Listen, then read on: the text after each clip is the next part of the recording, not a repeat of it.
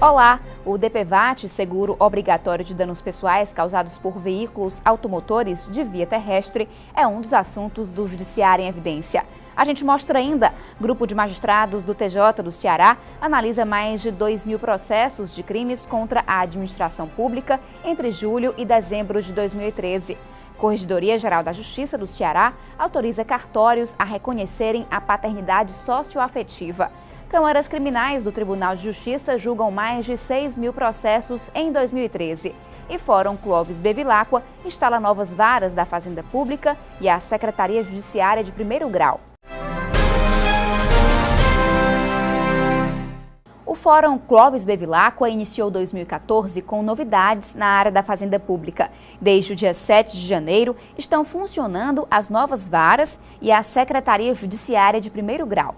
Com a implantação das 6 novas unidades, o Fórum de Fortaleza passou a ter 15 varas para atuar nas ações envolvendo Estado e município, além das autarquias ligadas a esses 2 poderes públicos. A primeira, a segunda, a sexta e a 11ª vara têm competência exclusiva para julgar processos do Juizado Especial da Fazenda Pública. O diretor do Fórum Clóvis Bevilacqua, juiz Francisco Luciano Lima Rodrigues, considera que o aumento no número de unidades amplia o acesso do cidadão à justiça. O resultado vai ser muito proveitoso para a população, é porque nós instalamos também as 4 varas dos juizados especiais da Fazenda Pública, que são juízes da Fazenda Pública com competência para ações de menor valor, em que o processamento é mais célere, dada a natureza de juizado especial, e o resultado também mais efetivo, porque os valores são menores. A alteração foi aprovada pelo órgão especial do Tribunal de Justiça do Ceará em novembro de 2013. Outra novidade é que as varas da Fazenda Pública ganharam uma secretaria judiciária. O novo modelo permite separar os serviços e otimizar o quadro de pessoal e o espaço físico.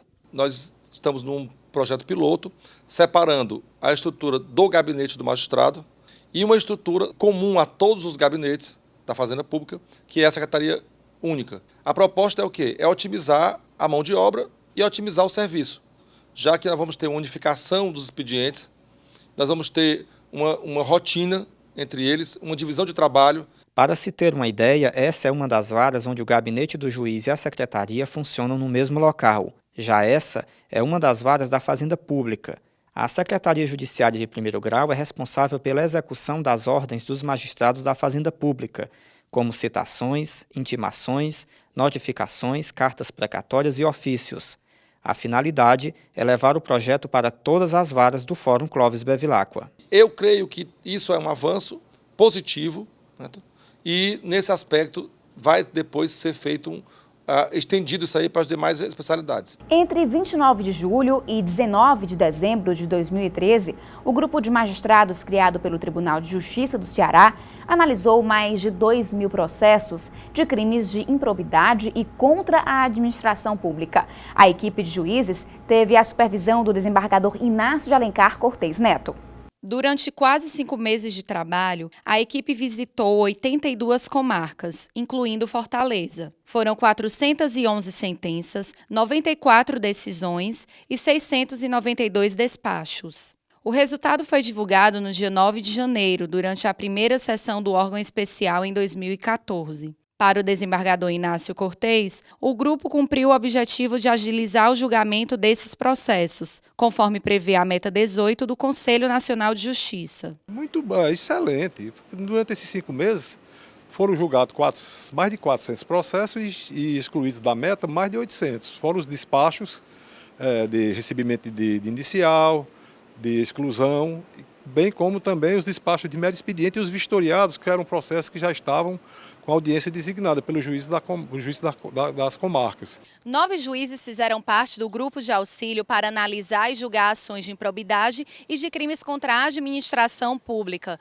Supervisionada pelo desembargador Inácio de Alencar Cortez Neto, a equipe atuou em Fortaleza, na região metropolitana da capital e em comarcas do interior. Os juízes trabalharam sem prejuízo das funções. Segundo o gestor da Meta 18, o trabalho não substituiu a ação dos magistrados titulares das comarcas, que continuaram empreendendo esforços para julgar as ações. O desembargador explicou que o grupo de auxílio atuava como um reforço, a partir das listas de processos enviadas pelas comarcas. A parte administrativa de suporte comunicava ao diretor de secretaria, através de e-mail, a relação dos processos constantes do site do CNJ, fornecido pela estatística do tribunal. E se comunicava também ao juiz que a gente ia chegar, no dia que a gente ia chegar, no horário, para que esse disponibilizasse uma sala e os processos.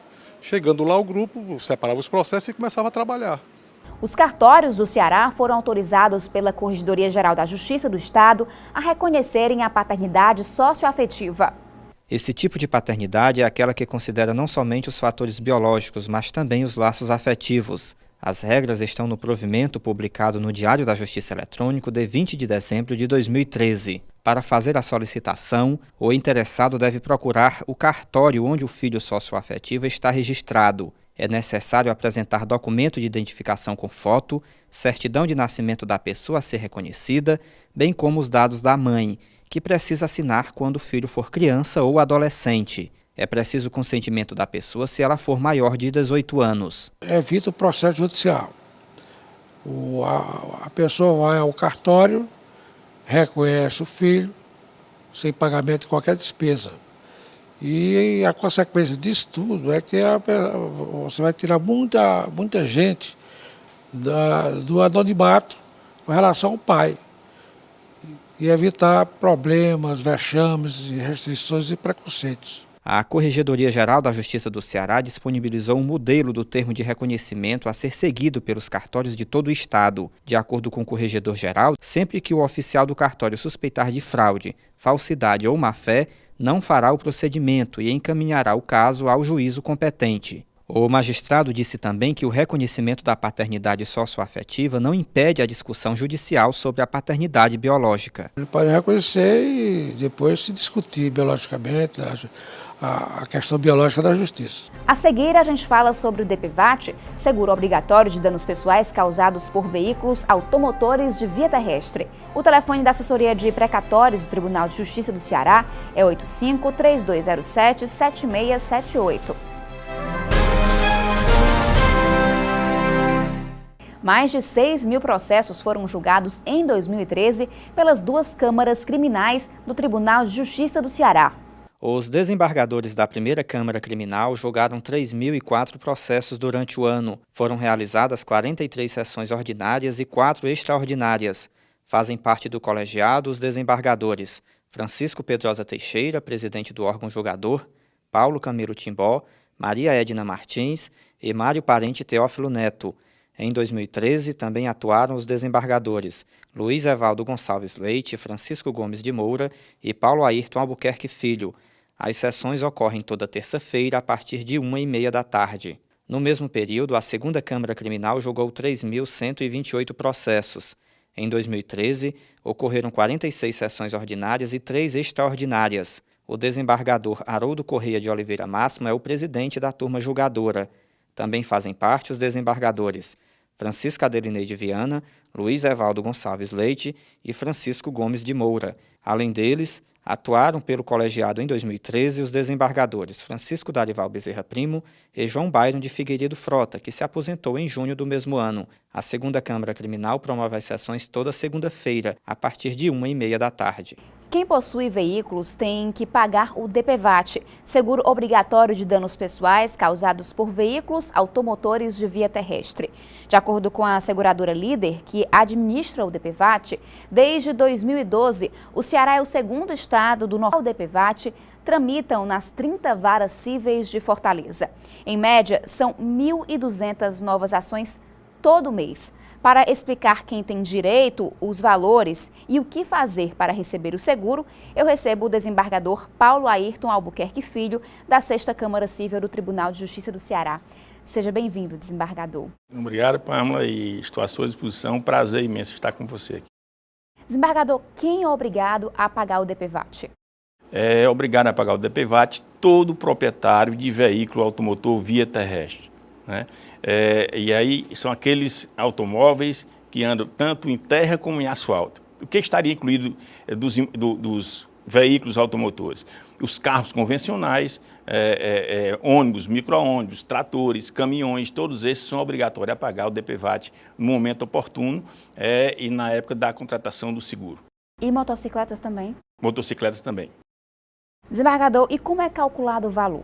Olha, existe uma tabela que eles dividem por categoria, né? Vai da categoria número 1 até a 10ª categoria. O valor inicial é R$ 105,50, isso se pago à vista. Se pagar em 3 parcelas, ele vai para 134 e alguma coisa. O valor máximo não chega a R$ 115.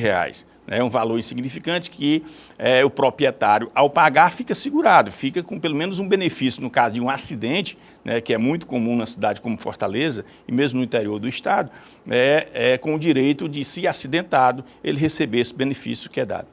Quem tem direito, então, ao DPVAT? O direito ao DPVAT são todos aqueles que de alguma forma são acidentados, ou seja, o acidentado ele tem direito de receber o DPVAT no momento do evento danoso, que é efetivamente o acidente de trânsito, né? E o acidentado tem direito no caso de invalidez permanente, certo? E no caso de morte, quem passa a ter direito seria os familiares, o cônjuge não separado judicialmente, porque se ele for separado judicialmente, ele já não tem o direito de receber, passaria esse direito apenas para todos os herdeiros legais do acidentado, no caso, se houver o evento morte. Desembargador, quais os valores pagos à vítima de acidente ou à família? No caso de acidente de morte, quem é que tem direito de receber? Exclusivamente a família e os herdeiros legais do acidentado. Esse valor é de R$ 13.500. Então, vai o cônjuge com os herdeiros e na habilitação para receber o seguro, esse valor é depositado 50% na conta do cônjuge e 50% dos herdeiros. No caso de invalidez permanente, só quem tem direito de receber é o acidentado, né? Porque está vivo e ele que vai perquirir e exigir do Estado, entre aspas, porque é um seguro que é pago, essa indenização de volta. Para isso tem que estar garantido no seguro obrigatório do carro e no seguro também privado, que já prevê também essa situação. E como também tem direito à devolução de gastos hospitalares e medicamentos, até o teto de R$ 2.700. Isso tudo por acidentado. Como a pessoa faz para pedir o pagamento? É muito simples, Pamela. Não precisa de intervenção de nenhum terceiro para você fazer isso. Basta ir no site www.dpvatseguro-do-trânsito.com.br. Ele abre lá a página, preenche o formulário, imprime, assina e dá entrada em qualquer correio na cidade ou no interior do estado. Aí ele vai ter um prazo legal. Obviamente que nesse formulário ele vai ter que citar o endereço, o CPF, RG para identificar a pessoa do acidentado e o CEP para a localização dele. Vai receber em casa o valor da guia de recolhimento, da guia de retirada do valor do seguro DPVAT.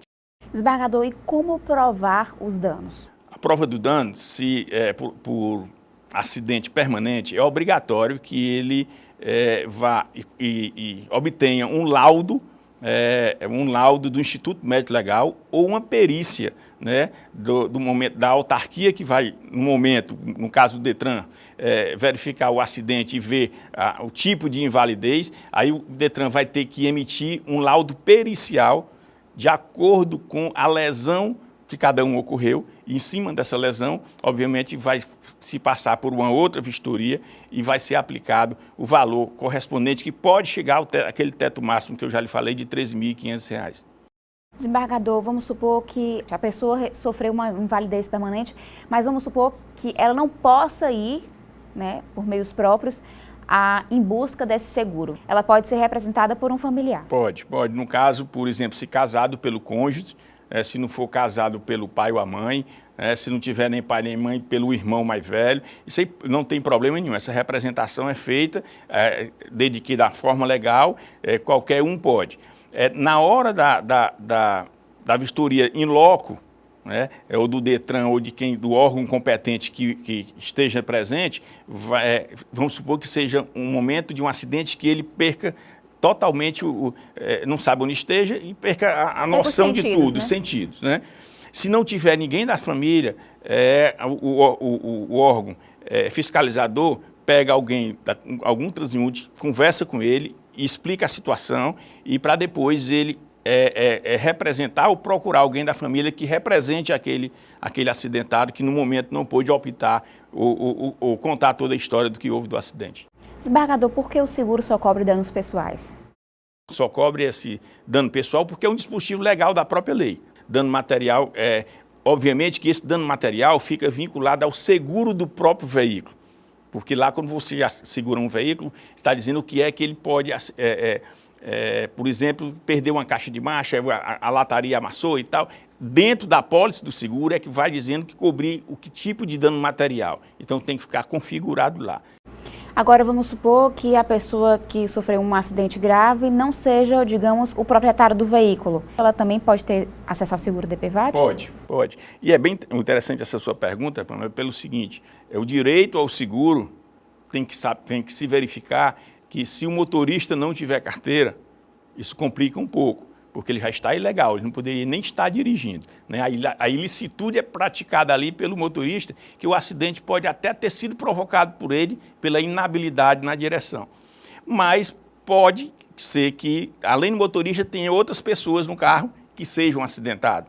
Então, todos os demais têm direito. E aquele seguro confirmado, a lesão, todos eles, por acidentado, passa a ter R$ 13.500 cada um deles. 13.500, mas isso no caso... Dependendo da lesão. Dependendo da lesão. Certo? O máximo pode chegar a 13.500.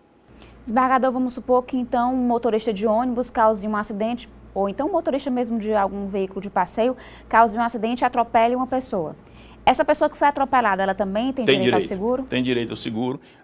Por exemplo, no começo eu falei que esses são os veículos automotor, via teste, que a bicicleta não estaria incluída, mas foi o ônibus que atropelou a bicicleta e um cidadão em cima da bicicleta. Né? Então ele passa a ter direito do seguro. Nesse momento ele passa a ter direito, porque o seguro é correspondente ao carro, que é pago no momento da aquisição do ônibus. Então, qualquer que seja o acidentado, ele pode estar andando a pé, não é obrigado a estar de carro. Ele tem direito ao seguro. A gente faz agora um breve intervalo e daqui a pouco volta falando sobre o DPVAT. O Juizado da Mulher da comarca de Fortaleza é localizado na Avenida da Universidade, número 3281, bairro Benfica. O telefone é 3433-8785. Estamos de volta. O assunto da entrevista é o seguro DPVAT. O nosso convidado é o desembargador Paulo Ayrton Albuquerque Filho, da 6ª Câmara Cível do Tribunal de Justiça do Ceará. Desembargador, no caso de morte, a indenização é dividida para toda a família ou cada integrante recebe o valor máximo, que é de R$ 13.500? A indenização, de acordo com o Código Civil, é o seguinte, o valor máximo é R$ 13.500, esse valor é pago por cada acidentado. Né? Se num carro só existir um acidentado, é somente um valor de R$ 3.500. Esse valor será dividido entre a cônjuge, como eu já disse antes, não separado judicialmente, 50%, e 50% para os herdeiros. Se no automóvel, além do condutor, tiver mais 3 passageiros e todos os 3 tiverem, juntamente com o condutor, invalidez permanente, são 4 vezes R$ 13.500. Ou seja, o valor da indenização é por pessoa, por acidentado. Né? E não por quem vai receber. E não por quem vai receber. Agora, quando for receber, é para a família. A pessoa tem quantos dias depois do acidente para pedir o pagamento? A partir do evento, se a memória não me falha, é o artigo 206 do Código Civil, a partir do evento, ele tem 3 anos para interpor a solicitação administrativa, que pode ser administrativa, para o recebimento do seguro DPVAT. Depois de 3 anos, esse direito prescreve. Né? Então, é ter bastante cautela e cuidado exatamente nesse prazo, senão perde o direito, ele fica em perempção, ele deixa de existir após 3 anos. Desembargador, caso a seguradora negue a indenização, a pessoa tem quanto tempo para ingressar com uma ação na Justiça? Olha, vamos pegar ainda a pergunta anterior. Ele tem 3 anos para ingressar com pedido de recebimento do seguro DPVAT. Né? Ele ingressa no mesmo dia ou no dia seguinte. E a seguradora só vem dar essa resposta no último dia do 3º ano. Se ela vier dar no último dia, ele vai ter 3 anos para interpor uma ação judicial contra a seguradora que não fez o efetivo pagamento do seguro DPVAT. Ou seja, a rigor, administrativamente 3 anos e, se for preciso entrar na justiça, cumulativamente 3 mais 3, 6 anos. Mas caso a seguradora dê uma resposta antes, assim que ela tiver negativa, ela já pode ingressar? Imediatamente ingressar com ação judicial. Porque ela pode, por exemplo, não se convencer do laudo do Instituto Médico Legal. Pode. Ela pode não se convencer do laudo pericial da instituição pública, Estado ou município, que esteve no momento do acidente e fez o laudo com relação à lesão, ao tipo de lesão. Pode achar que é menos, e não a lesão apresentada no laudo. E nesse momento aí, se ele dá a resposta com 12 meses, 1 ano, ele já pode ingressar automaticamente com ação judicial, né? Pleiteando esse direito na justiça. Quais os documentos necessários para ingressar com essa ação judicial? Eu acho primordial que a pessoa que esteja, para que não seja questionado o seu direito, pelo menos do condutor, embora que tenha outros dentro do veículo, o do condutor, para não ser questionado o seu direito de recebimento, a carteira de motorista, né? O laudo preenchido expedido pelo Instituto Médico Legal ou um laudo pericial expedido pela instituição estadual ou municipal que esteve no momento do acidente e que verificou a lesão. E mais o requerimento da parte interessada, né? Se houve morte, esse requerimento pode ser feito a posteriori, tem 3 anos, por qualquer ente da família ligado ao acidentado. Se houve invalidez permanente, qualquer outra pessoa também da família poderia perquerir isso aí. Se não houve invalidez permanente, mesmo assim tem direito, o mínimo necessário que seja, um atendimento hospitalar ou pagamento de medicamentos para os ferimentos ocasionais que tiver ocorrido. Desembargador, além do valor do DPVAT, a pessoa pode pedir reparação moral na justiça pela negativa da seguradora? Olha, como eu disse antes, o artigo 20 do Decreto-Lei 73 de 66 assegura o dano material. O dano moral é muito subjetivo, né? Mas pode ocorrer? Pode. Ele pode também pleitear o dano moral? Pode, né? Aí vai depender, agora em juízo, né? Porque não vai, administrativamente com a seguradora, ele não vai conseguir. Em juízo vai depender do convencimento do magistrado de planície, do magistrado de 1º grau, na aplicação desse valor correspondente ao dano moral. Mas que cabe, sem problema nenhum. Desembargador, vamos supor que a pessoa ache que o acidente pode ter sido facilitado, pode ter sido causado de repente por algum problema na rodovia ou mesmo numa avenida. Ele pode também ingressar com ação na justiça? Pode, por um buraco, por eventuais animais passando na pista, né? Que quem tem que assegurar, principalmente no interior do estado, na CS, ocorre muito, vaca, cachorro, de qualquer tipo de animal que na pista. Tem alguém que seja responsável por esses animais, né? Além dos proprietários dos animais, tem um ente público que não faz a fiscalização correta por deixar animais nas pistas, seja estadual, seja federal, rodovia estadual ou federal. Então, é só saber a quem vai interpor a ação, quem figurará no polo passivo da ação como devedor. Sinalização também entra nesse... Na mesma forma, né? Aí, no caso da sinalização, tem um critério mais apurado, ou seja, o Código de Trânsito, ele determina de quanto em quanto tempo tem que ter uma sinalização com relação a uma obra que está sendo feita. Desembargador, muitas pessoas ainda desconhecem que têm direito ao seguro DPVAT? Muitas pessoas, não só o seguro DPVAT, eu digo que a maioria, nós temos mais de 200 milhões de habitantes no país, né? E 80% dessa sociedade civil não sabe o direito que tem, né? Quando são lesados por vários outros motivos, né? E não sabe nem como procurar seu direito.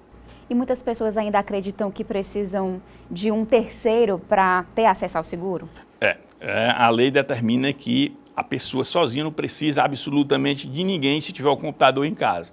Então não precisa, a não ser que ele esteja impossibilitado de andar. Mas aí tem a família, tem irmão, tem pai, tem mãe que possa fazer isso. Ou seja, não precisa obrigatoriamente, não precisa da contratação de um profissional.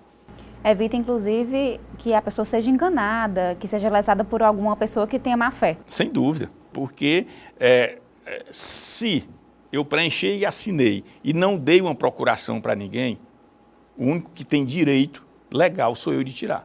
Agora, se eu procuro uma pessoa e eu outorgo poderes de mandato, e nesse mandato eu digo que ele pode receber, inclusive da quitação, ele recebe. E aí a pessoa que sofreu o acidente, de repente, pode acabar no prejuízo. Aí o que acontece? Geralmente se contrata e paga um determinado percentual do que vai receber. A regra, pelo menos o bom senso, né? A lógica, a consciência moral é de que se eu sou outorgado poderes para fazer isso por alguém, eu vou lá, recebo, deixo a procuração, está aqui seu valor do seguro, foi o máximo, R$3.500, eu tenho um percentual que você me prometeu, é 10%, recebe dele e devolve do cidadão. Né? Mas é uma questão moral e tal. Geralmente não, a grande maioria não se faz um contrato de prestação de serviço, porque é uma situação muito rápida que não precisa também. Né? Então fica muito tranquilo, fica muito cômodo e eu acho que as pessoas devem procurar mais esse serviço, que não é nem um serviço, é um direito. É um benefício, né? E um direito que a pessoa tem. Eu conversei com o desembargador Paulo Ayrton Albuquerque Filho sobre o DPVAT, seguro obrigatório de danos pessoais causados por veículos automotores de via terrestre. Muito obrigada pela presença. O Judiciário em Evidência termina aqui. Você pode assistir esse e outros programas no site do Tribunal de Justiça, tjce.jus.br, e no YouTube, canal TJC Imprensa. Até semana que vem.